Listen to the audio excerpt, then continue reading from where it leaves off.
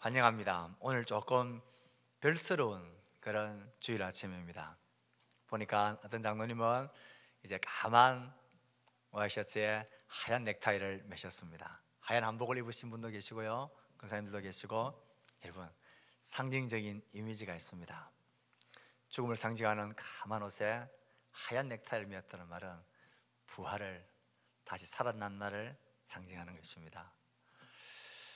오늘 여러분들의 자녀들 혹은 지인들 손에 이끌려서 오신 분들도 계시고, 분명히 오겠다 그랬는데, 틀림없이 오겠다 그랬는데 오늘도 이런저런 핑계로 도망쳐서 허탈한 마음으로 오신 분들도, 우리 성도들도 계실 것입니다.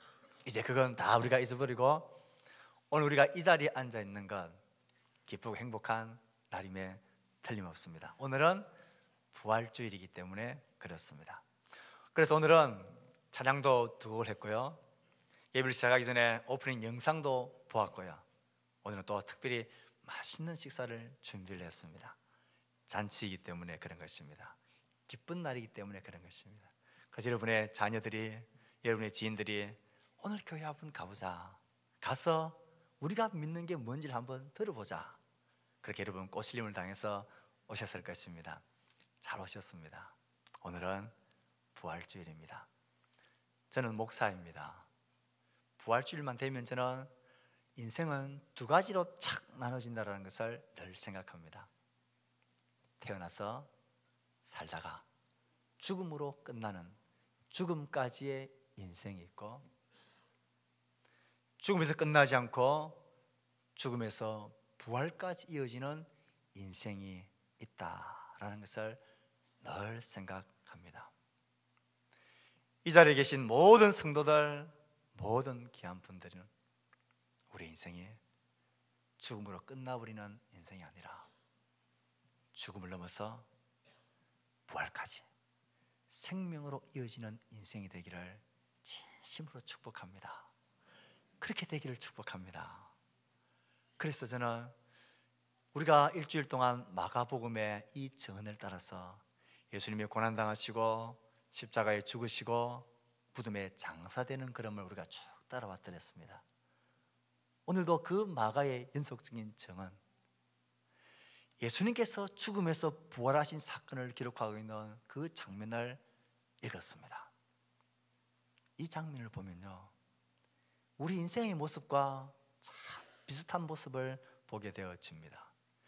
예수님이 십자가에서 못 박히시고 죽으시고 시체가 내려져서 아리마대 사람 부자 요셉이 만든, 돌로 파서 만든 그 무덤에 예수님의 시체를 장사를 시켜놨어요. 그리고 큰 돌로, 아무도 손대지 못하도록 큰 돌로 그 입구를 턱 막아놨어요.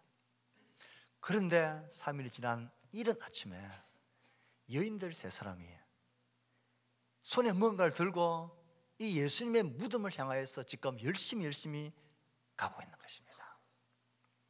이 여인들이 누구입니까? 이들은 성경을 보면 저 이스라엘 땅 북쪽, 예수님의 고향이 있는 저 북쪽 갈릴리에서부터 예수님을 따라서 지금까지 내려왔던 저 남쪽 예루살렘, 예수님이 죽으신 그곳까지 3년 내내 예수님을 따라다녔던 여자 성도들입니다. 그러니 이들이 얼마나 많은 것을 포기하고 예수님을 갈릴리에서부터 따라왔으니까 얼마나 많은 수고와 사랑과 헌신의 마음을 가지고 예수님을 따라왔는지 압니다. 그런데 그 예수님이 십자가에서 죽어버렸는 거예요. 그리고 큰 바위 무덤에 장사되어 버렸는 거예요. 그 실망감이 어떻겠습니까? 뭔가 놀라운 일이 날 줄 알았는데 실망감이 대단했을 것입니다. 그래서 예수를 따르던 남자 제자들은 전부 다 놀래가지고 도망을 나가버렸어요. 어느 집에 문을 꽁꽁 잠그고 숨어있고, 어떤 자들은 실망해서 고향으로 돌아가 버렸어요. 로마 군병들이 우리도 잡아칠까, 이들은 다 숨어 있었어요. 그런 마당에 이 여인 3명은 그런 것 개념치 않고 예수님의 무덤에 지금 찾아온 거예요. 당의 마음이 그 누구보다도 컸던 거예요. 저 예수님을 위해서 뭔가를 해주고 싶었던 거예요. 마지막으로 예수님이 죽었지만 뭔가를 해주고 싶었어요. 그래서 손에 향품을 들고 무덤에 찾아왔어요. 그 향유는 사람이 죽으면 시체가 썩으면 냄새가 나잖아요. 그 냄새를 나게 하지 말라고 그 죽은 몸에다가 바르는 거예요. 전통적으로 그 일은 여성들이 담당을 했더랬습니다.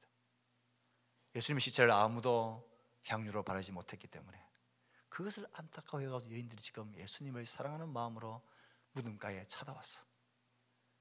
그 예수님의 시체에 향유를 바르고 싶었던 거예요.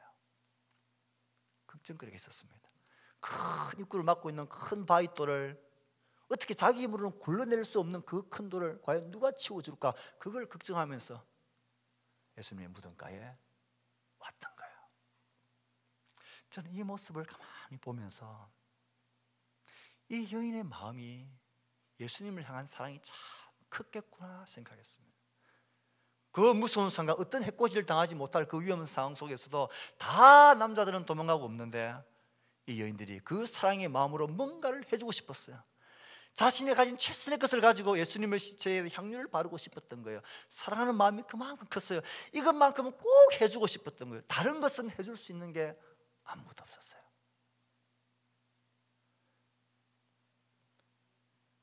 죽음 앞에서 해줄 수 있는 것은 이것밖에 없었어요. 왜요? 죽음은 모든 것의 끝이기 때문에. 그래서 시체에 향유를 발라주는 것이 그들이 할 수 있는 최선의 것이었어요. 죽음이 끝이라는 것을 너무나 잘 알았기 때문입니다. 왜 제자들은 다 무서워서 도망가 버린 걸까요? 예수님이 죽으면 그것으로 끝이라는 생각이 마음에 가득했기 때문에, 소망이 없기 때문에 도망가 버린 거예요. 예수님을 죽이려고 했던 대적자들도 이제 저 예수를 십자가에 못 박아 죽여버렸으니까 이제 끝났다 생각했던 거예요. 죽음은 모든 인생에 있어서 마치 끝입니다. 여인들도 할 수 있는 것은 죽으신 예수님의 몸에 향유를 바르는 것밖에는 그렇게 없었어요. 무섭고 두렵고 이런 죽음의 현실 가운데 사람이 할 수 있는 것은 많지 않습니다. 이 모습입니다. 이 자리에 계신 여러분들도 직접 간접적으로 죽음의 현실을 경험하셨을 것입니다. 여러분의 사랑하는 부모님들이 돌아가실 수도 있고, 여러분의 지인들이, 여러분의 친구들이 이런저런 사고와 질병으로 죽음으로 들어가신 분이 계실 것입니다. 서럽고 슬프고 고통하고 가슴 아픕니다. 그런데 죽음 앞에서 사람이 할 수 있는 게 별로 없어요. 울어주는 것, 많은 부조로 마음을 표하는 것, 그 정도밖에. 죽음 자체를 어떻게 건드릴 수 있는 게 사람에겐 전혀 없어요. 언젠가 말씀드렸지만 저는 고등학교 2학년 때 학교에서 공부를 하고 있는데 저희 동네는 그때 항공대라고 불렀습니다. 일제시대에 항공대가 있었던 것 같아요. 공군부대가 있었던 것 같아요. 몇 명 이름을 부르더니 빨리 교무실 오래요.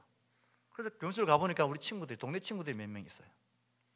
지금 저 구포뚝에 있는, 지금은 없어진 것 같아요, 한중병원 장례식장에 빨리 가보라고 그러는 거예요. 웬일인가 싶어서 가다가 들었는데 그때 제 친구 중에 한 사람 노천식이라는 친구가 있어요. 지금 이름이 생생하게 기억이 납니다. 이 친구가 다른 친구와 함께 그 친구의 아버지 트럭을 술 한잔 먹고는 밤에 기분 좋은 상태에서 운전하다가 교통사고 나서 적사해서 죽은 거예요. 그때 구포뚝을 친구들과 함께 걸으면서 어린 마음에 그 생각이 들었어요. 야, 죽음 앞에서 우리가 해줄 수 있는 게 아무것도 없네. 울고 있는 부모들 갑자기 우는 수밖에. 참 허망하다는 생각했어요. 사람은 죽음 앞에서 해줄 수 있는 게 정말 아무것도 없구나. 그냥 우는 것밖에 해줄 수 있는 게 없구나. 죽음 자체를 어떻게 밀어낼 수가 없구나. 또 특별히 지난 한 주간은 고난 주간으로 보냈는데요, 저는 두 건의 장례식장에 참석하고 왔습니다. 하나의 장례식은 79세의 우리 교회 할머니 한 분이 암으로 돌아가셨습니다. 또 하나의 장례는 태어난 지 113일 된 아이의 장례를 치렀습니다. 113일이니 채 넉 달이 되지 않았습니다. 영아입니다.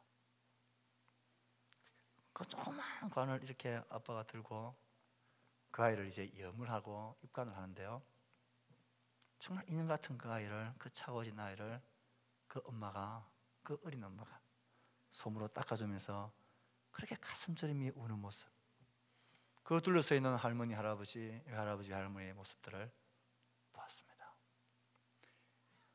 이 아이를 살릴 수 있다면 무언들 못하겠습니까? 자식을 살릴 수 있다면 부모가 왜 생명을 내어놓지 않겠습니까? 그래도 죽음을 밀칠 수 없는 거예요. 아무리 사랑해도, 아무리 내가 원해도 모든 인생은 죽음 앞에서 무력한 거예요. 한계가 있는 거예요. 겨우 할 수 있는 것이 그 사랑의 마음을 가지고 죽은 시체에 향유를 발라주는 것밖에는 할 수 없어요. 겨우 할 수 있는 것이 좀 더 장례를 멋지게 거상하게 큰 무덤을 만들고 화려하게 장례식을 치르고 손님들을 잘 접대하는 것, 뭐 그런 것밖에 없어요. 죽음의 현실 앞에서는 누구나 무력하고 철저하게 한계가 있는 것입니다. 밀어낼 수도 없고요, 거부할 수도 없고요, 피해갈 수도 없고요, 누가 대신해 줄 수도 없는 게 죽음의 현실입니다. 사람들에겐 이런 힘이 없습니다. 정말 죽음으로서 인생이 끝이라면, 인생에 태어나서 살다가 죽는 것이 진짜 끝이라면 너무 억울할 것 같아요. 뭔가 저는 잘못되어 있다는 생각이 들 수밖에 없어요. 죽음이 자연스러운 현상이라면 왜 그렇게 죽으면 현실이 그렇게 아프고 두렵고 무섭고 괴롭고 가슴 저리는 그런 일이 되어진 것입니까? 죽음이 정말 자연스럽고 정상적인 것이라면 왜 그렇게 우린 죽음 앞에서 두렵고 아프고 고통스럽고 눈물을 흘리며 가슴을 찢는 것입니까? 뭔가 틀림없이 잘못되어져 있는 거예요. 뭔가 틀림없이 문제가 있는 거예요. 뭔가 틀림없이 뭔가가 삐뚤어졌고 왜곡되어져 있는 거예요. 뭔가가 처음부터 잘못되어져 있었어요. 그래서 우리는 죽음의 현실 앞에 무력하고 절망하고 고통하고 아파하는 것입니다. 사실 죽음은 한 번 태어나서 살다가 죽는 것이 인생의 자연스러운 현상이라고 생각하기엔 그 두려움과 아픔과 고통이 너무너무 큽니다.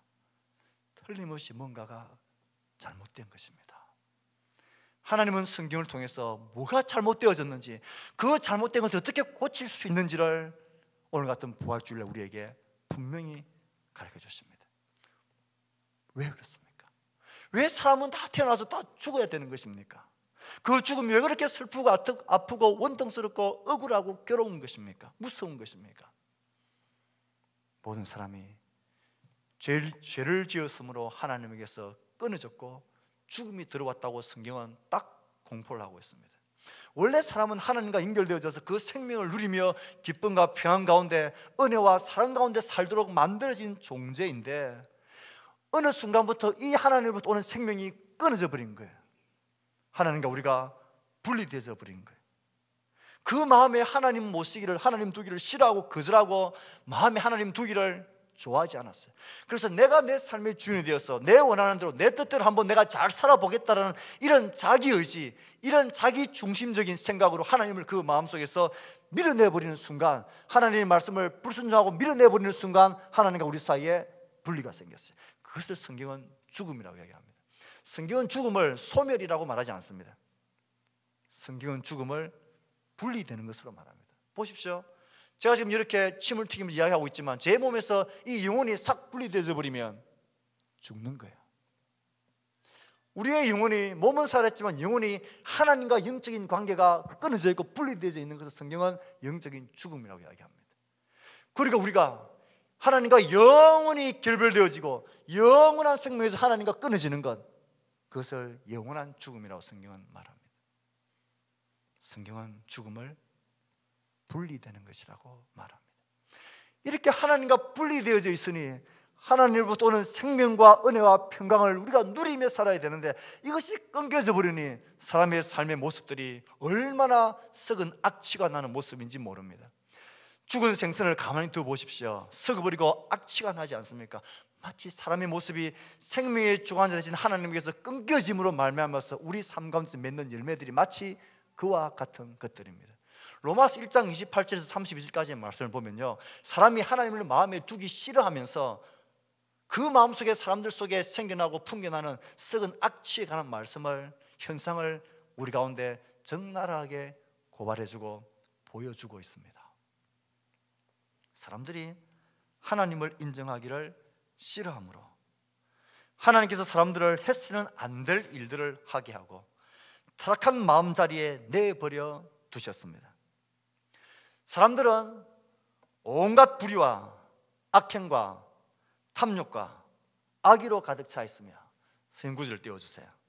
시기와 살이와 분쟁과 사기와 적의로 가득 차 있으며 수군거리는 자, 중상, 하나님을 미워하는 자, 불손, 오만, 자랑하는 자, 악을 꾸미는 모략꾼, 부모를 거역하는 자, 우매한 자, 신의가 없는 자, 무증한 자, 무자비한 자, 이와 같은 일을 하는 자들은 죽어야 마땅하다는 하나님의 공정한 법들을 알면서도 자기들만 이런 일을 하는 것이 아니라 이런 일을 저지르는 사람을 두둔하기까지, 옳다 하기까지 하는, 이것이 하나님을 마음에 두기 싫어하는, 하나님과 분리되어진 죽어있는 인생들의 악취, 냄새들인 것입니다. 이 자리에 오신 여러분들, 이 자리에 앉아 계신 성도 여러분, 내가 성경이 말하는 죄인이 맞는가? 그 점에 대해서 너무 고민할 필요가 없습니다. 그건 어려운 문제가 전혀 아닙니다. 모든 사람이 죽는 것은 모든 사람이 죄인이라는 가장 강력한 증거입니다. 이 자리에 계신 여러분들이 앞으로 50년, 70년 후에 내가 이 자리에 없고 죽는다는 것을 인정하신다면 고민할 필요가 없습니다. 우리는 죄인이 맞는 것입니다. 그 죄를 우리는 죽음을 맞이하고 죽음에 매여 종로를 타는 그런 인생일 수밖에 없는 것입니다. 또 성경에서 말하고 있는 이런 죄의 서가는 냄새들이 나의 마음과 나의 생각과 나의 삶 가운데 조금이라도 나타난다면, 예, 맞습니다. 우린 죄인이고 죽어있는 존재들입니다. 진짜 고민해야 될 것은 내가 죄인인가 아닌가, 기분 나쁘다 안 나쁘다 이게 아니에요. 내가 기분 나빠도 안 나빠도 사실은 사실인 거예요. 진짜 고민해야 될 문제는 내가 죄인인가 죽는가 이게 아니라 이 죽음의 문제에 대한 해결책이 나에게 있는가 하는 것이 중요한 문제입니다. 부인할 수 없는 이 죽음의 실제가 나의 현실이 되어 내 앞에 딱 마주치게 될 때에, 그때 난 해결책이 있는가 고민하는 것이, 준비하는 것이 지혜로운 사람들입니다. 그런 이 자리에 계신 성도 여러분, 또 이 자리에 초대받아 오신 여러분, 잘 오신 것입니다. 이 문제에 대한 해결책이 내게 있는가 하는 것을 생각하셔야 합니다. 많은 사람들이 역사적으로 이 문제를 해결하기 위해서 여러 가지 시도를 했습니다. 어떤 왕은 자기가 가진 힘과 권력으로 어마어마한 무덤을 지었습니다. 피라미드와 같은 어마어마한 무덤을 짓기도 하고요, 진시 황제와 같은 사람은 그 지하 무덤을 엄청난 군병들을 토기를 만들어서 세워놓기도, 그렇게 하면 죽음의 고통과 두려움과 죽음 이후의 세계를 줄 줄 알았습니다.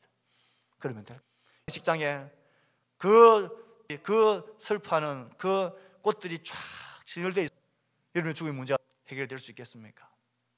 나의 자녀들이 좀 잘되고 번성해지면 죽음의 문제들이 좀 물러가겠습니까? 죽음 이후에 나의 자녀들이 상다리가 부러지라고 차려주는 정말 어마어마한 그 만식들이 죽음 이후에 나의 삶에 대한 해결책이 되겠습니까? 철학적이고 죽음에 대한 사색과 명상을 좀 많이 하면 그게 초월이 될 수 있겠습니다. 해결 대비해서 내가 해결이 될 수 있겠습니다. 이것은 해결이 될 수 있을지 모르지만 죽음 자체는 안 해결책이 되지 않아요. 마치 목이 말라서 죽어가고 있는 손집은 더 좋은 차를 제공해주고 더 좋은 옷을 입는 빵과 똑같은 것입니다. 죽어가는 사람에게 구체적 문제 해결책은 우리 어둠의 문제에서는 추위의 문제를 해결하기 위해서 굶주림의 문제를 해결하는 집, 공부가 아니라 먹을 시간, 목마름을 해결하기 위해서는 죽어야 되죠. 죽은 문제를 이겨낼 수 있는, 내고 이겨낼 수 있는 생명이 그가 다 이상 죽음 자체의 문제에 대해서 해결책이 없는, 그런 걸 택했습니다. 이 예수님의 죽음이라는 현장, 그 주권적인 실체를 몰아내는 생명의 역사를 우리가 보여주고 응원해주고 있기. 여인들은 깜짝 놀랐어요. 우리가 어떻게 그 무덤 안에 들어가서 우리가 할 수 있는 최선을 가지고 향품을 발라줄 수 있을까 고민하며 왔습니다. 그런데 와보니 이게 웬일입니까? 누군가에 의해서 이미 큰 바위 문 입구를 막고 있는 이 어떤 다 굴러져서 벌써 문이 열려져 있었습니다. 들어가 보았습니다. 죽어서 지금 서가고 있어야 할 예수님의 시체가 보이지 않는 것입니다. 예수님 대신에 청년으로, 흰 옷 입은 청년으로 천사가 이런 놀라운 증언하는 소리를 듣습니다. 뭐라고 증언합니까? 너희가 십자가에 못 박힌 나사렛 예수를 찾는구나. 너희가 지금 십자가에 못 박혀서 죽어 있어야 될 예수를 너희들이 찾아왔구나. 그가 살아나셨고 여기 계시지 아니하니라. 보라, 그를 두었던 곳이니라. 그가 전에 너희에게 말씀하신 대로 그가 먼저 살아나셨어. 갈릴리에서 너희를 만날 것이다 말하셨다.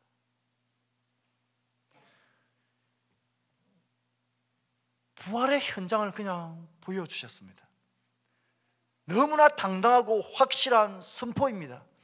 어떻게 해서 부활했는지, 어떻게 살아났는지, 어떻게 일이 진행되어졌는지 전후좌우에 대한 설명이 하나도 없습니다. 그냥 그가 살아나셨다. 보라, 그를 두었던 곳 빈 무덤을 보라는 것입니다. 그가 어떻게, 이전에 어떻게 살아나셨는지, 그가 이전에 어떻게 말씀하셨는지 너희들 기억해라. 그는 말씀하신 대로 살아나셨다. 보라, 그가 누우셨던 곳을. 아니, 좀 거짓말로 예수님이 살아났다는 것을 그들을 믿게 할 작정이었다면 좀 그럴싸한 이야기를 해야죠. 뭐 그가 실제로 죽은 게 아니라 피를 흘리고 죽은 줄 알았는데 서늘한 무덤가에 넣어 놓았더니만은 한 이틀이 지나고 나서는 정신이 들여져 가지고 문을 열고 뭐 살아서 그러 나갔다라든지, 제자들이 그 시체를 훔쳐서 뭐 갔다라든지, 그래서 비어 있다라든지. 그는 실제로 사람의 몸을 입은 게 아니라 사람의 몸을 입고 그 영이 임하였다가 죽을 쯤에 싹 떠나셔서 그가 없는 것이라고 말해야 되는지, 좀 거짓말로 속여 먹으려면 좀 그럴싸한 이야기를 해야 되죠. 그냥 뭐 보라, 그가 살아나셨다, 그가 여기에 계시지 않는다, 이게 뭔 말입니까? 성경은 예수님의 죽으심과 부활에 대해서 우리에게 설득하지 않습니다. 설명하지 않습니다. 우리에게 선포하시고 있습니다. 이 부활의 신앙은 이해되어지고 설득되어지고 납득되어져서 받아들여지는 게 아니기 때문입니다. 이건 믿음의 결단이고 선택이고 의지이고 결정입니다. 예수님의 죽음과 부활을 이해시키고 설득시키고 설명할 성격의 일이 아니라는 것입니다. 이 사실을 받아들이고 믿을 것이냐, 이 사실을 거절할 것이냐, 이건 믿음의 문제이고 신앙의 문제라는 것입니다. 지금도 마찬가지입니다.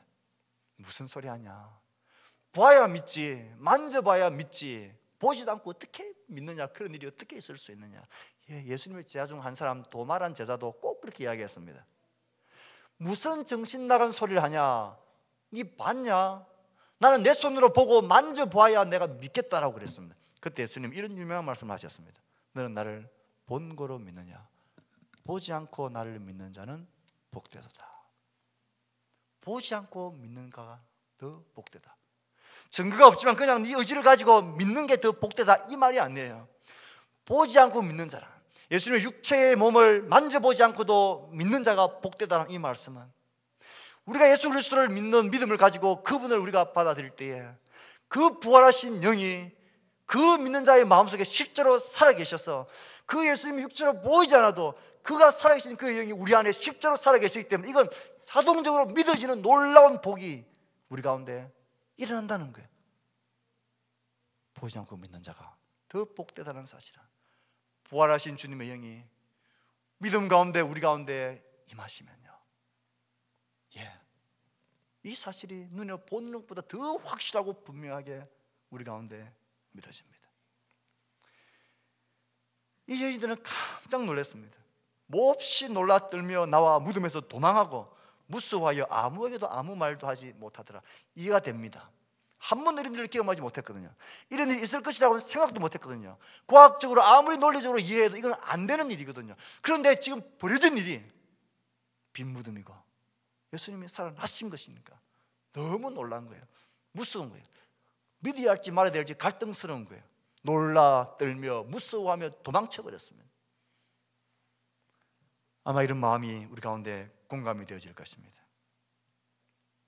맞냐는 것입니다. 이런 일이 어떻게 가능하냐는 것입니다.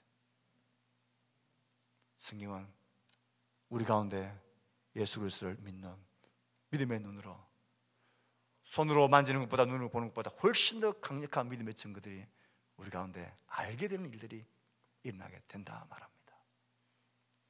이들이 나중에 어떻게 변했는지를 보면 그들이 경험한 부활의 사건이 진짜인지 아닌지를 알 수 있지 않겠습니까?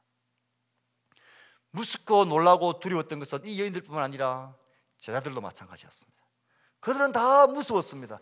예수님의 죽음 앞에서 그들은 무서웠습니다. 사람이 죽으면 끝이지 어떻게 죽음 이후에 부활이 있을 수 있느냐, 그들은 믿지 못했습니다. 그래서 문을 꼭꼭 잠그고 자기들도 잡혀갈까 싶어서 두려워 떨었습니다. 그런데요, 부활하신 주님이 믿음 가운데 그들을 만나게 됩니다. 그들을 심는 가운데 부활하신 주님이 그들을 만나게 됩니다. 특별히 그들에게 주님께서 직접 그들에게 보여주셨습니다. 그들의 삶이 완전히 달라졌습니다. 무서워하던 그들이 이 부활의 증인이 되어 자기의 목숨을 내어놓고 예수 그리스도를 위하여 이 복음, 주가 죽으시고 부활하셨다는 이 사실을 증거하기 위해서 자신의 삶을 걸고 모든 것을 걸고 그들이 죽어갔습니다. 그들의 뒤를 쫓아서 수많은 믿음의 증인들이 이 죽음과 부활을 우리가 믿는 바대로 증언하며 살아가기 위해서 자기의 삶을 걸었습니다. 그뿐만 아니라 지금 여러분들을 초대해온 우리 예수 믿는 성도들을 돌아보십시오. 이 사람들 뭔가 좀 희한한 인종들 같이 보이지 않습니까? 뭔가 좀 다른 종족들 같이 보이지 않습니까? 이게 내보다도 잘 살지도 못하고 자식들도 내보다 좀 잘 된 것도 없고 그래서 내보다 더 잘생긴 것도 아니고 키도 내보다 큰 게 아니고 뭔가 아무것도 믿을 게 없는데 이것은 왜 그렇게 기뻐하고 즐거워하고 그렇게 사람이 실실거리며 좋아하는지 행복해하는지. 여간 어려움 앞에서도 절대 낭망하는 일이 없습니다. 뜻이 있겠지, 기도하면 되지, 하나님이 함께 하시니까. 이런 희한한 믿음이 도대체 어디서 오는 것입니까? 부활하셔서 지금도 우리와 함께 계신 현존하시는 예수님의 부활을, 그 믿음, 그 실제 그것 때문입니다. 혹시 여러분들을 초대해온 우리 예수 믿는 성도들이 여러분들 눈에 그런 모습들이 잘 안 보였습니까? 니나 내나 사는 게 똑같았습니까? 죄송합니다. 그건 제 책임입니다. 그건 예수를 잘 못 믿어서 그렇습니다. 진짜 예수를 믿는 사람은요, 사는 게 달라요. 진짜 예수를 믿고 이 부활의 소망을 가지고 죽음이 끝이 아니라는 것을 믿는 사람은요, 이 땅이 전부 그냥 살지 않아요. 영혼을 바라보며 살아요. 이 땅이 영원하지 않는 것 때문에 죽고 살고 하지 않아요. 그 속에 부활하신 주님이 지금도 살아계시기 때문입니다. 그래서 배짱이 있는 것입니다. 평안이 있는 것입니다. 여간 두려움 앞에서도 배짱이 있는 것입니다. 심지어요, 죽음 앞에서도 두려워하지 않는 희한한 종족들입니다. 어떤 종족은요, 빨리 죽어 하나님 품에 가고 싶어 한대요. 이런 희한한 종족들이 어디 있습니까? 죽음이 끝이 아니라는 것을 믿는, 죽음을 넘어 부활까지의 인생이기 때문에 그렇습니다. 말씀을 맺을까 합니다. 사실 바위로 판 무덤 입구를 막고 있는 큰 돌을 예수님이, 부활하신 주님이 그곳에서 나오기 위해서 그 돌을 치울 필요는 없었습니다. 부활의 몸은 그런 육체의 몸과는 다르기 때문입니다. 큰 돌이 막고 있어서, 입구를 막고 있어서 예수님이 부활을 하셨는데 이걸 밀어낼 힘이 없어가지고 낑낑거리고, 그게 아니죠. 부활하신 몸은 제 아들의 문을 꼭 잠그고 있어도 그 문을 석 통과해서 나오실 수 있는 그런 몸입니다. 그런데 왜 이 큰 입구를, 돌을 밀어낸 것일까요? 굴러버린 것일까요? 예수님이 나오시려고? 아니에요. 우리 보고 들어가서 보라고요. 그 여인들이 들어가서 보라고요. 아직 육체의 몸을 가진 우리들이 그곳에 들어가서 확인하고 그리고 믿는 자가 되라고요.